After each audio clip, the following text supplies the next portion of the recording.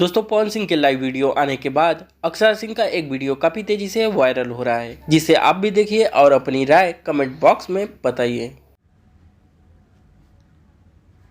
हर दिन मैं भी यूपी की बेटी हूं, मैं भी इसी भारत की बेटी हूं। ऐसी ही लड़ती रहूंगी, ऐसी ही डटी रहूंगी। जिसको जो करना है कर ले,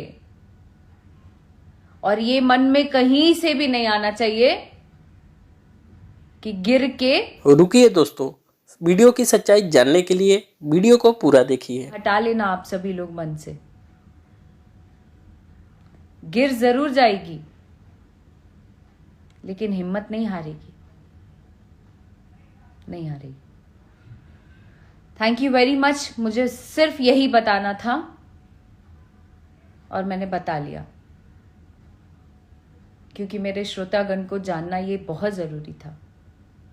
ये वीडियो लगभग 3 साल पुराना है, जिसे पवन सिंह और ज्योति सिंह के एक होने की खबर के बाद यूट्यूब पर काफी तेजी से वायरल किया जा रहा है। ऐसे में दोस्तों आपकी राय क्या है? क्या ये वीडियो ज्योति सिंह और पवन सिंह के खबर से जुड़ी हुई है? अपनी राय आप नीचे कमेंट बॉक्स में जरूर दीजिए।